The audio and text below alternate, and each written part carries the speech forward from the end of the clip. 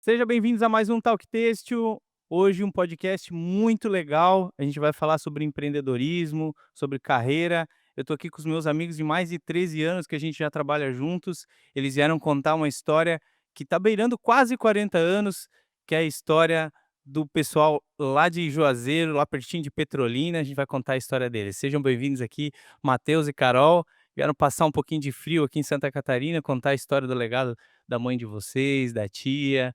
Muito Sejam muito bem-vindos. Muito bem-vindos mesmo. Obrigado, meu amigo David, pelo convite, né, de surpresa pegou a gente aqui, É, e o frio também aqui deixa um pouco tímido a é, gente, mas é um prazer estar dividindo esse momento com você, Danielzinho que convidou a gente aqui também. é sempre legal contar história, né, relembrar histórias. É, E aí, como a história de vocês é uma história grande, que já passa de mãe, de pai para filho, né, seria legal a gente começar, contando um pouco de como vocês estão hoje, né, onde vocês estão inseridos. Eu acho que são 16 lojas no grupo todo sim. de vocês, respirando o varejo do Nordeste, respirando a cultura do Nordeste, trazendo mercadorias do Brasil todo para vender lá na região de vocês, né. E por onde que a gente começa, Carol? Você que é a ó, eu não vou chamar de mais velha da mesa, que ela é a mais nova entre nós, mas a que mais tempo está no grupo, vamos chamar assim, né. Seja bem-vinda, Carol. Obrigada, amigo, pelo convite. Quando a gente volta aqui no sul, quando a gente volta por todas as fábricas que a gente sabe que foi por onde manhã começou, sem crédito, sem nada, só com a cara e a coragem, e aqui vocês abraçaram, e aqui a gente teve a oportunidade de parceria, de poder crescer, de poder desenvolver um trabalho legal na nossa região. E é sempre emocionante quando a gente chega nas fábricas e as pessoas falam com muito carinho de minha mãe, de minhas tias e contam as histórias delas. É emocionante e Eu imagino, assim, elas lá, elas vão de surpresa, tá, pessoal, a gente resolveu gravar isso aqui, porque eles vão mostrar, vai ser no aniversário da loja, vai ser na vai ser inauguração na inauguração da da loja da deles, ó. loja. É. A E loja de número 17. Será? Exato, 17. Na loja de número 17. Então, assim, só para quem não conhece, então o grupo eles são filhos da dona Dalva, que a gente gosta bastante, e eles têm mais 2 tias que também são do ramo, que são a Leda e a Suzete. No comecinho, elas iam para o sul, eu andava com elas em algumas fábricas apresentando os produtos, era a maior festa. Pensa em 3 mulheres bem animadas, bem focadas em trabalhar, mas em ser feliz também, né. Tia Leda gostava do marreco, né, Gostava do lembra essa marreco coisa? recheado, a gente levava para lá, era muito legal. Então, agora a gente vê o sucesso que ela conseguiu passar para vocês e o legado que vocês vão levar daqui para frente com o que eles deixaram para vocês. O Matheus virou um baita de um comprador, né, Matheus? Tentando. É, não, o Matheus é fantástico. E por onde começou essa história de Dona Dalva, Leda, Suzete? Por onde que a gente começa a história delas, até chegar em vocês? Começa eu não era nem nascido, né, eu só sei de histórias. Histórias que eram sacoleiras, que estudaram, trabalharam e venceram, né. A Carol estava falando que é um prazer vir aqui comprar, né, e a gratidão que tem nas fábricas que abriram crédito. Eu já vejo o contrário também. Eu acho que as fábricas são muito gratas de quando um lojista sai lá da sua região, que não é perto, para vir para Santa Catarina, para visitar, bater na porta de fornecedores, conhecer, fazer parceria. Eu acho que é uma ajuda mútua, né, que tem entre os 2 lados. Então é sempre legal também passar nós aqui do outro lado, agradecer os lojistas quando vêm para cá, dessa parceria que a gente sempre tem, né. É porque lá toda região ali tem os representantes das fábricas, vai, visita, mas não tem aquela sinergia que a gente sente quando está aqui na fábrica. Você olha na produção, olha o estoque que aqui tem, olha todas as oportunidades, a disponibilidade que tem. E aqui você já vê com outros olhos, né, você já vai cara a cara, já fecha o negócio. Pegar na mão do dono, É, olhar no olho, firmeza. olhando. Não, é legal. E sabe que o mais interessante dessa história é que todo mundo começa pequeno, né. Então hoje o grupo de vocês está beirando, vamos lá, chegando a 18 lojas talvez, é perto disso, 16, 17 lojas, mas como começou pequenininho, os desafios que eram naquela época para conectar essas fábricas, para chegar na fábrica e ter essa abertura, sabe, Sim. deve ter sido uma Porque para comprar agora já é difícil, imagine lá quando era só com uma 2 lojas. é. Porque para conseguir preço Não tinha volume, né. eles querem volume, e para ter volume tem que ter capital, tem que ter loja, e a gente não tinha nada disso, É, né. mas eu acredito que deve ter crescido bem rápido, né.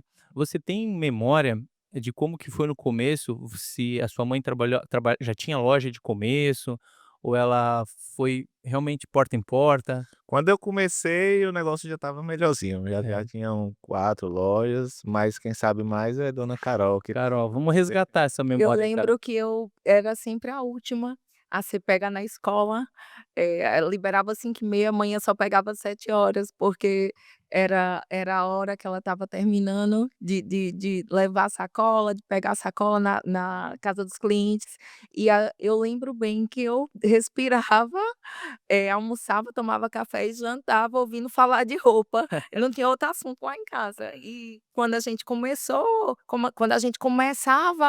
a ficar maiorzinho um pouquinho, ela já levava pra loja, dizia que a gente tinha que depois do almoço, tem que ir pra loja tirar o horário do almoço, a gente não tem tanto funcionário, se vocês não forem agora na hora do almoço, a gente vai ter que ter outro funcionário no caixa para tirar o horário do almoço do caixa. Então a gente já cresceu respirando aquilo ali, né. Não, e a gente está falando de hoje, olhando para hoje, o grupo de vocês tem um volume de compra muito grande, já está tudo mais estruturado, já sabe como comprar, receber, mas naquela época era todo mundo aprendendo, né? Todo mundo aprendendo a trabalhar, todo mundo apostando muito, sentindo muito qual era o produto que ia dar certo, qual que não era. Era uma tentativa e erro Era todo momento, né? E eu lembro que ela vinha para essas viagens, e aí vinha às vezes em excursão, passava 15 dias fora, e quando ela chegava era uma alegria contando que achou outras fábricas, que ia vender muito, e aí a gente lembra, eu pelo menos na minha cabeça é muito assim nítido a empolgação dela, o brilho nos olhos, e aquilo ali foi passando pra gente. Não teve como, ela sempre falava: "Não, vocês vão fazer outra coisa, porque o comércio é desgastante, hoje tem, amanhã não tem". Mas não teve como a gente fazer outra coisa, a gente até pensou, mas na prática Aqui não. tá na veia, É, aqui tá na veia. E comprar e aí, vender, vendas, como é que foi? negociar. E como é que foi naquela época, assim, o destrave? Porque você deve ter pô, já nasceu praticamente dentro de uma loja, né. Eu sei que sua mãe abriu a loja depois que você já tinha nascido, já era bem novinha, né. Mas como que foi? Tu já começou a trabalhar já antes dos 14, de Com 16? 14 a gente já ia para tirar horário de almoço. Uhum. Aí, depois, eu comecei faculdade de administração, estudava um turno, ia para a loja no outro. E aí, eu casei muito nova, tive 3 filhos, na época que eles nasceram, eu fiquei um tempo afastada, e logo depois eu não acostumei, eu disse: "Mãe, eu tenho que voltar a trabalhar". Ela: "Então, eu vou fazer o seguinte, vou botar uma loja para você. Vou escolher aqui um segmento que eu não trabalho, para você não ser minha concorrente, vai ser sapato e acessório, e não vou pagar o estoque. Vou comprar tudo no prazo, o estoque, mas vou montar a loja e você vai assumir. Caso você não tenha o dinheiro de pagar as contas, as duplicatas no dia, eu vou emprestar".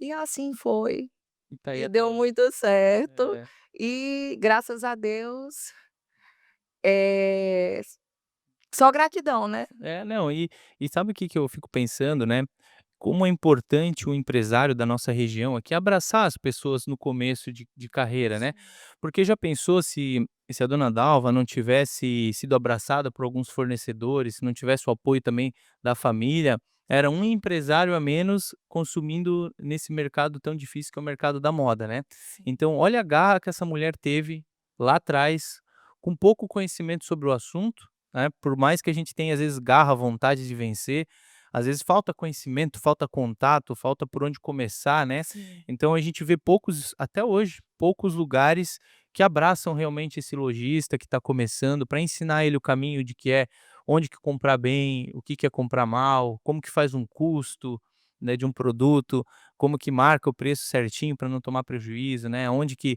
a pessoa compra para não ter esses prejuízos também, às vezes um mau negócio. Então como é importante o empresário abraçar bem quem tá começando, né. Sim. E eu vi que ela encontrou boas pessoas no começo, né. Você lembra quais as marcas que ela começou trabalhando no começo? Tem memória, assim? Lembro bem da Malve, da Hering, Que são marcas Marifol. centenárias também. É, É, lembro bem. é. Então essas marcas, elas são ainda muito importantes no nosso segmento. Vendia no quilo, o nome da loja era o gramão, porque tinha balança, o cliente Aham. escolhia, pesava. Que também era um formato diferente naquela Era, época, né. era. E aí quando Era que malharia só. quando que vocês perceberam que a loja tomou uma proporção mais profissional, assim? Que vocês têm memória, assim: "Poxa, agora a nossa loja tá com uma cara mais profissional, já tem uma fachada legal, já tem um modus operandi", assim. Ela Demorou muito para chegar nesse ela patamar? tinha sempre na cabeça, sempre eu ouvia ela falando: "Não pode marcar muito, tem que marcar pouco, porque se a gente não tem dinheiro para fazer propaganda, a propaganda tem que ser boca a boca. Aham. Então, a gente tem que marcar barato, que é para o cliente gostar e gostar do atendimento, tratar bem". E assim a loja foi ficando conhecida, é tanto que hoje já não é mais o Gramão, tem outro nome, é Roupicia, Pirulito, Moda Kids, tem outros nomes, Aham. mas muita gente conhece Dalva do Gramão, ou Dalva da Pingo de Gente, que também era um formato que ela tinha de loja infantil, que era boutique também. Era boutique, ela tinha a malharia, que era o Gramão, e a boutique, que era a Pingo de Gente, que hoje não é mais, é Pirulito. Mas que muita gente hoje os netos dessas pessoas que compravam pro os netos compram na Pirulito, que os pais compravam para os filhos, não sei se você entende. Claro, eu entendo. Já tá na terceira geração, provavelmente, né. Sim. A mãe comprava para o filho e o filho já tá comprando E para o lembra novo Dalva pra nova do gera Gramão ou Dalva da Pingo de Gente, lá em Dalva. É. E aí foi ficando conhecida com a propaganda boca a boca.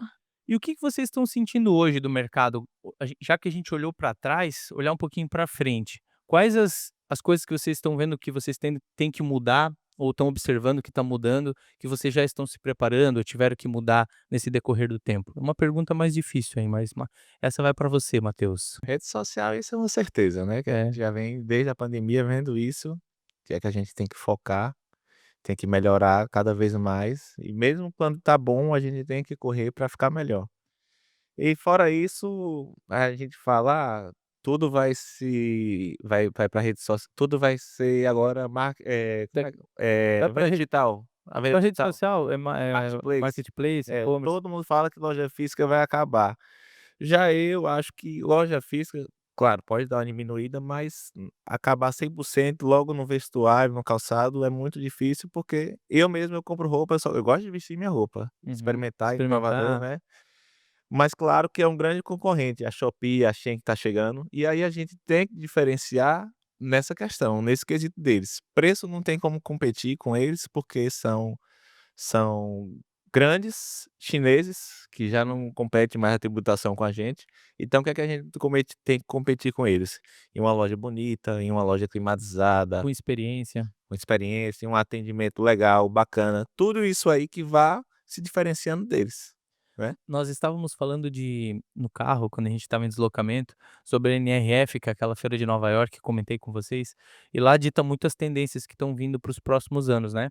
E diz uma das tendências que diz lá é que a moda vai a loja física vai voltar a ser uma moda, vai ser legal, vai estar no auge de novo. Sim. Por quê? Porque o comprar no digital realmente não dá essas experiências do Não provar, tem emoção. não tem emoção. E aí tem uma coisa que está acontecendo no mundo que é o slow retail, que é comprar devagar, comprar curtindo, porque comprar é uma terapia. Então eles já falam do varejo terapia. Então por isso que grandes lojas como Louis Vuitton, por exemplo, está botando café dentro da loja, para você se sentir parte daquele ambiente, para você conseguir se sentir, dentro do negócio, se sentindo parte quase que de um clube, sabe. Então para quem tem uma experiência legal de atendimento e para quem tem tudo isso bem formado dentro da loja, é só sucesso.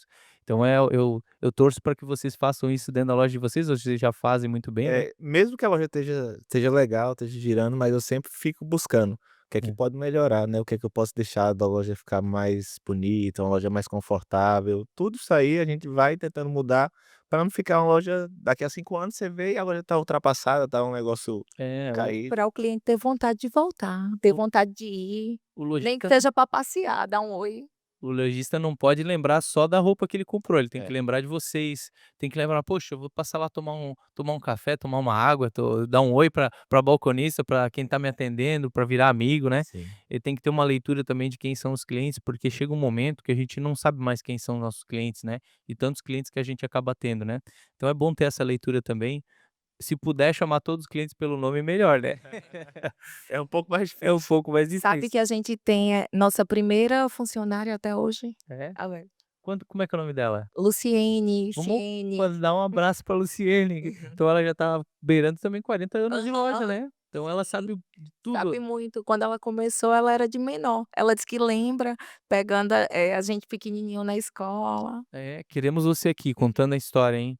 Vamos chamar ela de Lu, né. Lu. É, Maria, não pode esquecer das outras meninas também que começaram juntos, que estão É? até hoje. Lucilene tá com a gente, Ma mas são muitas pessoas que isso aí. vai começando na caminhada e no meio da Fazem parte caminhada da foram entrando. família, né. É um agarrado de coisas legais, né, de pessoas que colaboram para isso tudo dar certo, né. A gente estava falando ontem, eu gravei um podcast aqui também, a gente estava falando sobre a importância da empresa para a comunidade, né. A empresa ela não só gera emprego e dinheiro, ela também tem um compromisso social, né, com a história das pessoas que trabalham com a gente, aí tem a história um compromisso social com a comunidade também, a gente acaba entregando recursos para que os governos utilizem disso, então a responsabilidade da loja é muito mais do que só vender roupa, né, tem uma coisa muito maior por trás. E quais são os planos aí para os próximos anos do grupo de vocês aí? Tem planos de expansão? Talvez entrar em mercados novos?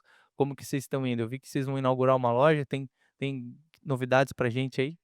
Os sonhos são muitos, viu. A É. cabeça da gente não para. Manhã que freia um pouco, porque É. às vezes a gente quer sair do segmento, quer ver outras oportunidades e manhã calma, vamos amadurecer isso direito. Mesmo a gente tendo autonomia, independência para colocar novos negócios, sem ela estar participando, mas a palavra final é dela. Ela fala: "Não, não é por aqui".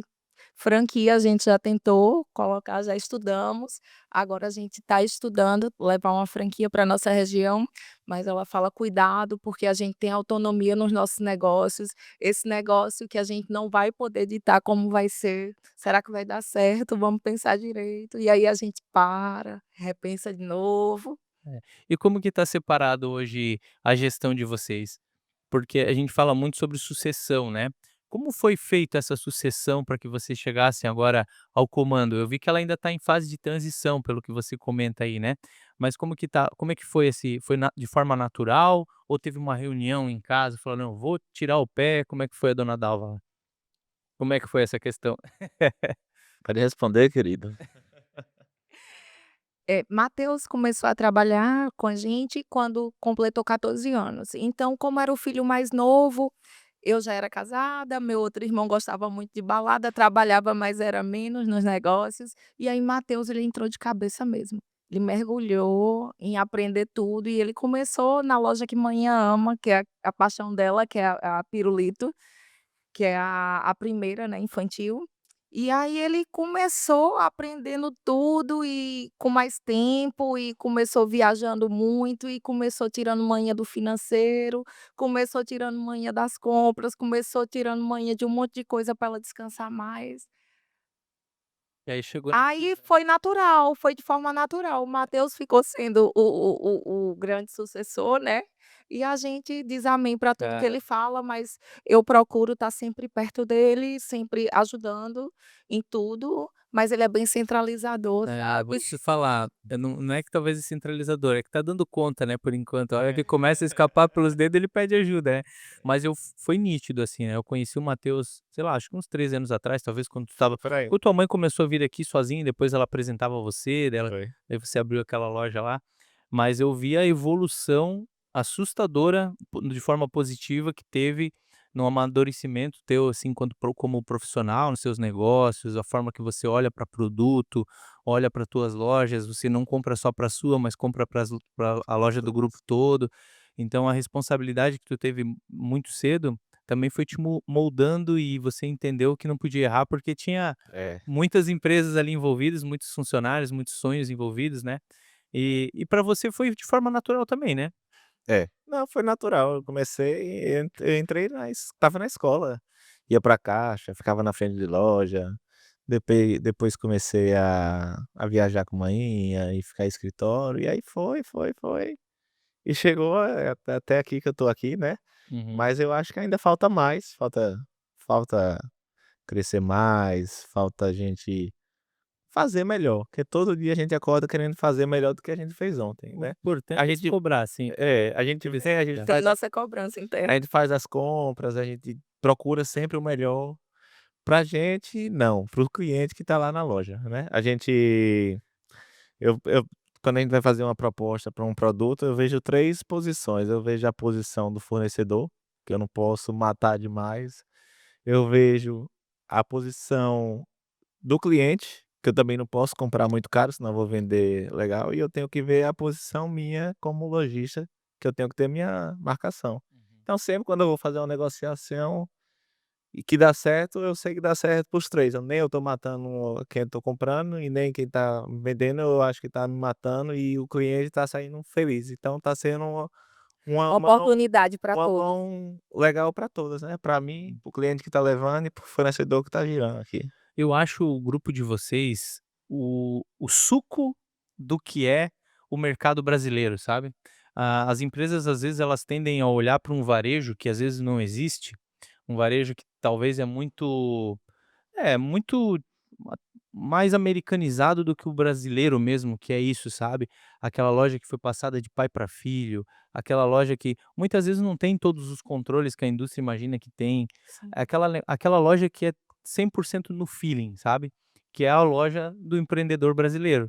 Então eu acho importante trazer pessoas que nem vocês para cá, que tenha essa que é realmente o suco do empresário brasileiro, sabe, que é isso, que é a pessoa que vai que corre atrás de novos fornecedores, corre atrás de novos negócios, que entende que sua loja, eh, que a briga por preço, por produto, não é uma briga por ego, é uma briga porque o negócio pede, né. Sim, é. Então é bem o negócio de vocês. Claro, a gente pede porque a gente tem concorrente, tem esses grandes do marketplace, então a gente tem que correr atrás, tem que sempre levar o melhor. Não dá para sentar a bunda na cadeira do É. escritório e achar que recebeu o representante tá tudo resolvido, né. É.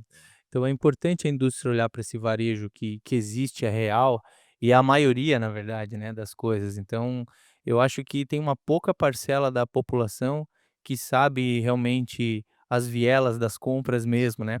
Acho que a maioria está muito ainda sentado esperando a coisa acontecer e não vai atrás de E um e de um mesmo preço que a melhor. gente corra, no final das contas ainda tem um ou 2 que a gente faz uma compra que não é legal, que é aquela compra meia Aham. errada que sobra na loja, que é a famosa liquidação, né. Mesmo que a gente vá por todos os caminhos para dar certo, ainda vez ou outra tem um pé na jaca que dá uma Mas travada na mercadoria. mas é minimizar erros, né. É, Que então a gente buscar corre para fazer isso e é porque a gente tá correndo sempre, mas queira ou não queira, aí tem um ou outro que, eu deixa, né. entendo. Não pode perder o tato. Você trabalha com isso, você sabe que tem uma compra ou outra, Sim. mas você faz tudo pra dar Tem certo. uma frase que a gente fala assim: "Tem que errar e descobrir o erro o mais rápido possível para consertar o mais rápido possível, e quanto mais tempo o erro fica aí, mais difícil consertar, né". Mas vamos voltar de novo no tempo. A gente precisa mandar uma mensagem pra Dalva, que criou os filhos dela muito bem, com educação, com tudo de bom e do melhor, tudo proveniente do mundo da moda, tudo proveniente de uma sacoleira que começou lá atrás. E que hoje a loja completa 40 anos, ela ainda com muita garra lá, trabalhando e dando os pitaco dela no estoque, né, agora ela está trabalhando na marcação de preço. Eu queria mandar uma mensagem para ela, dizer que a gente admira muito empresários como ela, que a gente gostaria muito que o Brasil tivesse mais pessoas como ela, assim, de garra, mais mulheres, assim, de garra. A gente tem um histórico muito grande de mulheres empreendendo nesse mundo do setor da moda aí, né. E mulheres como a dona Dalva, como a dona Leda, a dona Suzete, que brilham aí nesse mundo do setor da moda. Então, em nome dos catarinenses aqui, das fábricas catarinenses, leva esse abraço para ela lá, cara. Obrigada, Dalva. Obrigado. E espero que vocês, mostrem esse podcast para ela, com muita alegria e uma homenagem pra gente mostrar para ela aí, essa história toda. Podcast nada combinado. Nada combinado, Chegou aqui pra fazer um negócio super e E estamos saindo fazendo uma entrevista, né. É. Mas eu acho que o que nunca faltou em manhã foi a fé em Deus, É. muita fé, ela tem muita fé, tinha muita fé que ia dar certo.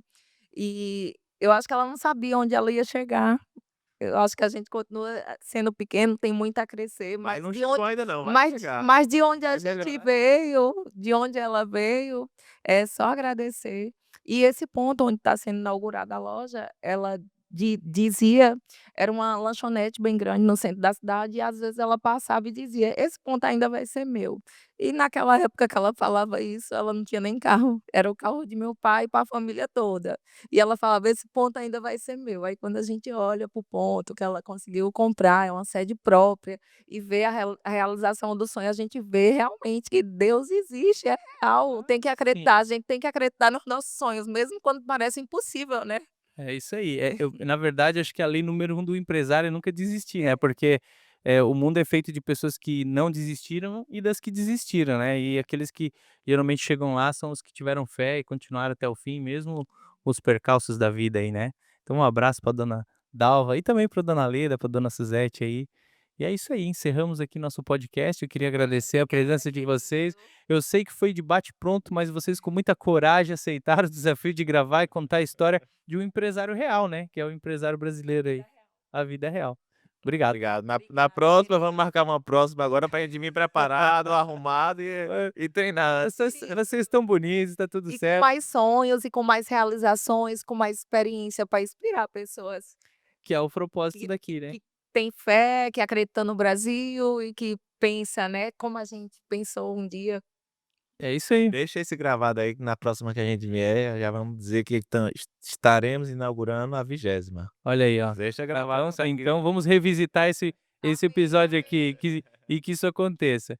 Então é isso aí, obrigado pela participação. Galera de casa, mais um podcast realizado com sucesso, um podcast diferente, um podcast de lojistas reais no mundo real do nosso Brasil, com tantas dificuldades, tantos desafios, e empresários que chegaram a quase 40 anos de varejo aí. Então a gente se vê no próximo. Um abração aí e valeu.